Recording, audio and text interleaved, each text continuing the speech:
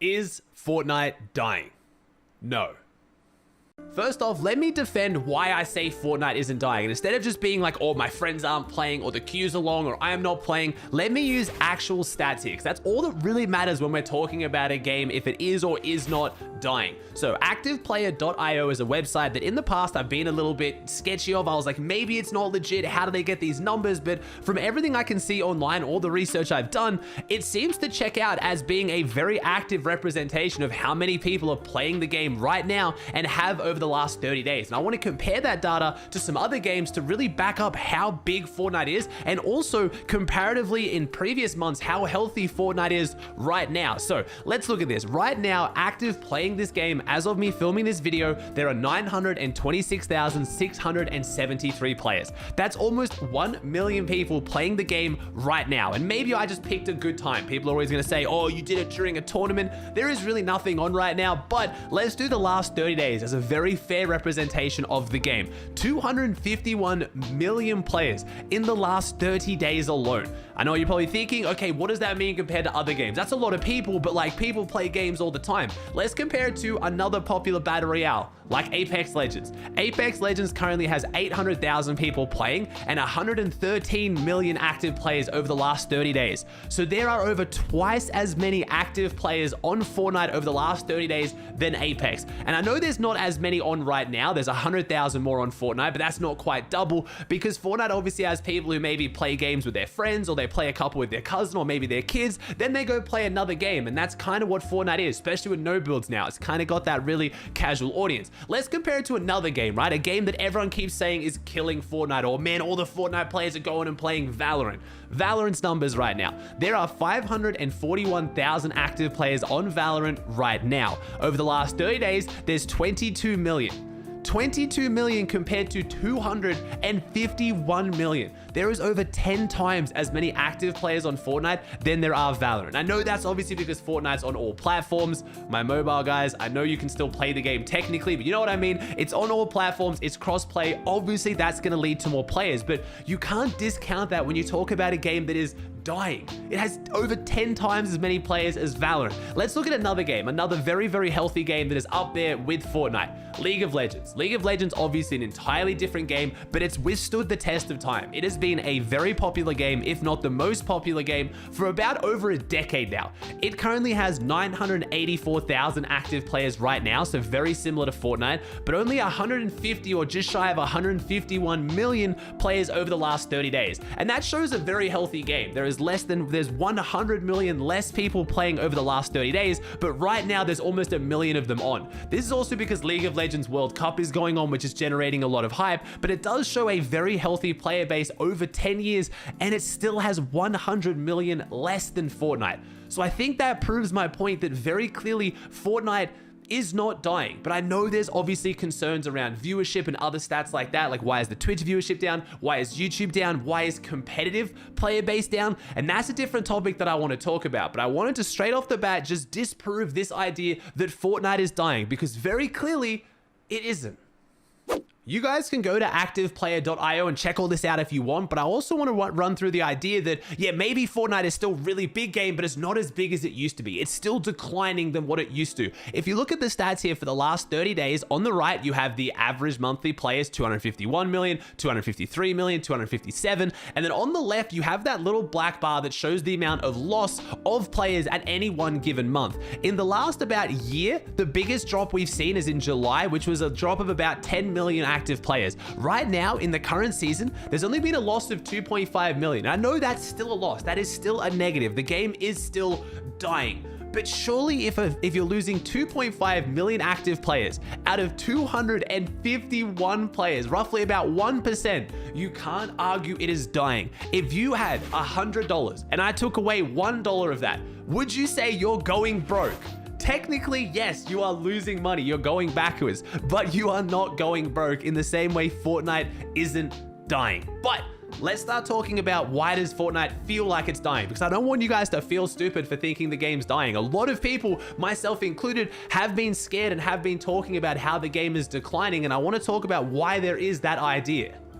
If you're in the competitive audience, you're going to be feeling this the most because competitive viewership is down. It is. I am one of the main competitive content creators out there. I can tell you my statistics, YouTube and Twitch are down.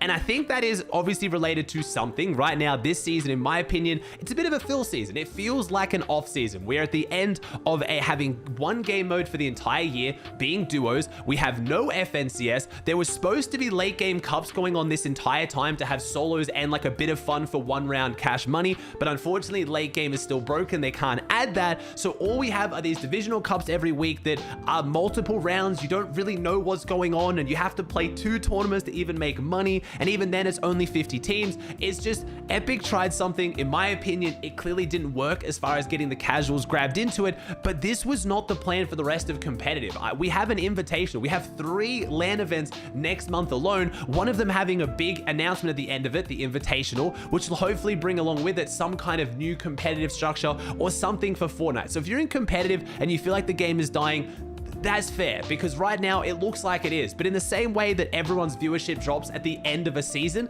that's kind of what this is. This is basically, in my opinion, just an off season. The other reason I think this is because of no builds. Having no builds come along and basically separate the communities into no builds and builds has really made it feel like there's less people playing the game because there's a whole bunch of people who aren't playing the game the same way as you. Right now, the no build scene is absolutely flourishing. The amount of third-party tournaments on for tens of hundreds of thousands of dollars, or in-game tournaments, you have cash money every single weekend. There's no cash cup tournaments that still get insane viewership and really good participation. That has kind of felt like the community's been split. And if you haven't really been jumping on the no build wave like I didn't, it makes it feel like build is just kind of being left behind. And I hope that isn't a trend going forward. I hope that build competitive doesn't just, go on the back burner and no build competitive is the way forward. If it is, honestly, I'm gonna get behind it. I'm starting to enjoy no builds more and more myself personally, just watching the names come out of it and the storylines develop, and it feels like old Fortnite, like with World Cup, where anyone can make it and anyone has a chance to play. Builds, that magic is lost. You know that you're gonna get absolutely dominated by Booga, by Tayson, by any of these top tier players. You know you can't make it. And in no builds, honestly, kind of the same. There's some ridiculously good players at no builds, but there's just something about it that makes it feel inherently more Fortnite. Anyone has a chance to show up and play and can hopefully do well, or at least better than they can in builds. And I think that's capturing a lot of people. I still think Fortnite can very healthily have a no build scene and a build scene, because in most esports like League of Legends, like Valorant, like those other games I was pointing to, you identify that the best of the best are incredible and you're nowhere near achieving their level, and you want to watch them to see how they go. You want to see who is the best. It doesn't mean you think you can be them, you just enjoy watching them. And I think that's what build Fortnite will still remain to be, and I hope it stays as. But no build just kind of has that element of it's your favorite content creators who can still show up and still do well like they did in the OG days. It has that nostalgia attached to it. So what do I think can fix this feel of the game dying, or especially in the competitive scene? I think firstly, just the community and pros in general, and how they talk about the game and how they communicate the game and how they look at the game. I myself am included in this. I'm not going to be cutting myself out of the blame in this one. I have been negative in the past about certain things, and I will continue to point things out that I think are maybe issues with the game or things that I think can be done better. Plenty of my videos over the last, I would say, a few weeks have been far better at me constructively pointing out issues with the game rather than just ragging on them and complaining about them. I think pro players obviously have a big part in this as well. If you keep telling everyone the game is dying and you keep saying how terrible it is only going to lead to other people just believing you, and having a young audience within Fortnite, they are just going to follow those opinions and just stick to them. Obviously, you have to vent your frustration, or at least you have to be able to have your opinion heard by Epic. And unfortunately, a lot of the direct channels Epic have tried to set up, like the closed competitive discords and reaching out to players, have always been seen as like they're not really doing anything. So pros feel like the only way to be heard is just to go to Twitter and say, headshot snipes are broken, this game's stupid, Donald Mustard, you suck. Totally get that. And if you want to keep doing that, I'm not going to stop you. I'm not going to judge you. I'm just asking that more people can maybe hopefully follow my lead of just trying to be a little bit more positive towards the game, because at the end of the day, if you feel like they're not listening and you feel like complaining is not doing anything, then doing more of it is only going to do more harm than good. Now, what can Epic do to fix this situation, or at least make it feel like it's fixing? I think it's all going to come down to what happens after the Invitational. I want to give a whole bunch of suggestions. I hopefully would see that FNCS returns or something like the FNCS. These divisional cups, while good in theory, I like what they were going for. I do think they missed the mark a little bit because it's just alienating a giant part of the competitive audience, at least for the viewership or the more casual audience who just A, don't understand what's going on, but B, don't want to have to watch 3 tournaments to figure out who makes money. Fortnite having 1-round cash cups always felt exciting because you knew what the stakes are, you knew what was on the line, or at least if it was 1 round to qualify for money, you knew what was on the line. Or he has to get top 50 to make money. Okay, now it's he has to get top 10 to then be able to get top 20, to then play on Friday, to hopefully get top 50, to then also play next week for top. You see what I mean? Like the stakes aren't really there like they used to be. I would also love to see Epic start trying to make more content around the pro players we have. A lot of complaints are coming out that we don't have a Benji Fish anymore. We don't have a Mongo. We don't have those big names. And I'm going to try to do my part to build up some more storylines around players to really get you guys and the audience hooked into caring about who wins again like you used to. And I think Epic needs to do a good job of this as well. The Invitational is a great start. That is your chance to start really building these storylines and making some IRL content. I know they can do it because the battles of the stories, the battle bus are phenomenal. The story of Booga, Vivid, all those videos, and now they're doing them for the icon skins and the icons. You've probably seen Cypher PKs recently, Chica. Epic know how to tell stories, and it's those stories that make you care about a player and make you want to see them win. If they can do that more for some of the up and coming rising talent, it would be amazing for them and for Epic. Also, it goes back to my original statement of players understanding Epic's position and maybe being willing to work with them a little bit more. I can't imagine if I was Epic, I'd want to make a whole documentary on a player who is just every time you hear from them complaining about the game and saying how terrible you and your company are. You know what I mean? It just makes sense like that. So I think that is what I would like to see going forward. Potentially a large open community tournament like a Winter Royale in December would be amazing. Imagine we had the Invitational, all eyes on it, the biggest competitive event since the World Cup, and at the end of it, hey guys, we're bringing you along, let's do a 2, 5, 10, obviously whatever money they want to say, $1 million event, and you guys get to play in it. It's going to kick off 2 weeks into December and bring in the new season and a new competitive year. Like, that would be incredible. Obviously announcing something like a World Cup or something like that would be amazing too, but I really want to see them use that chance when they have eyes on them to announce something big to bring the hope back up. Also, to increase the eyes on it, I would love to see Fortnite start implementing Twitch drops or something to get more of the casuals watching competitive again. A lot of them have given up on watching competitive, and I understand that, but the Invitational hopefully will be a chance to grab them back in. Like, oh wow, this is sick. Like, they're playing online. Look at the cool interviews. I don't know who that guy is, but he seems really interesting. And that gets them back into watching competitive and supporting the competitive scene as well. And let's be honest, you got to hook them in with something. A free skin rather than a free spray would do wonders to get people to at least give competitive a chance again and try to hook them back into the game. I would love to see it. Now, as far as the no build and builds things go, I would love to see them keep putting a lot of money into no builds and into console. No builds, I think, should remain as like one-day single round tournaments so anyone can play and it's really fun to show up and enjoy. I don't think a no build FNCS is the best idea because I don't know towards the end, let's say like the later rounds, like the heats and the grand finals, if a lot of people are going to be watching outside of just watching like Tfue and Zemi and Ranger and their favorite content creator pro no builders. Maybe that's just me. Maybe they could build up storylines around those no build players, but I don't exactly know. At the same time though, I feel like if they are going to do something massive like a World Cup, there is a very good chance it could have a no build portion because it fosters that idea of anyone can play, anyone can win. It's just my take on it. I think the biggest thing missing overall from the game right now competitively to generate hype is just a grindable ranked mode. I don't even know at this point if Epic can make a ranked mode that would actually like feel like a ranked mode. People would try properly, they wouldn't key and they'd play for endgame. At this point, it is just too ingrained within the Fortnite community that if you play arena or anything that isn't a tournament, you just W key for the sake of it. But if that's gonna happen, I would really like to see them just make arena a bit more fun to W keying again. Maybe you get more points per kill, the queues are a little bit quicker, maybe they throw some more fun items in there, even if those items aren't in competitive. I've talked about this in the past. You could have shockwaves in arena, but then you could have them not in the tournament playlist, all you have to do is just make a game mode that's called like scrims practice, and you can queue customs on that game mode. But when you play arena, there's a few more fun items, because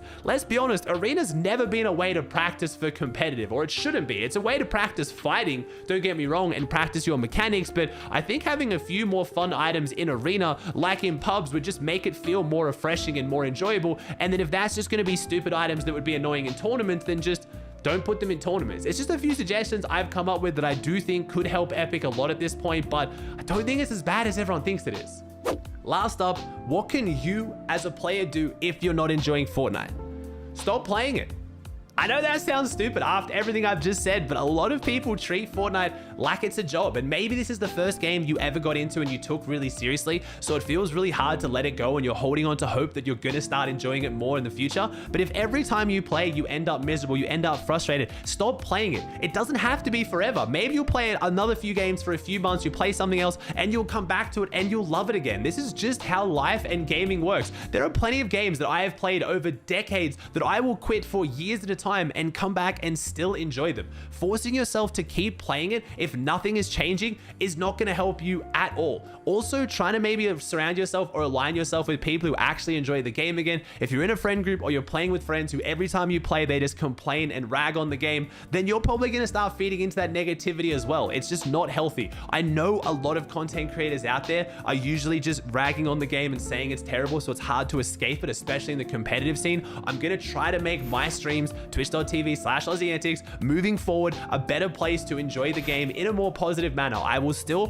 point out when things go wrong. I will still laugh at the bugs in the game. I will still be very honest like I always have been, but I'm going to try to sway away from just being overly negative for the sake of it, because I just think it's funny. I don't know if it just feels good to complain sometimes, but I think I'm going to try to be better than that. Try to find other creators who are doing the same thing. Maybe try no builds if you've been super resistant to it this whole time. It is a fun change of pace, and yeah, if you're still really not enjoying the game, find something else, come back later.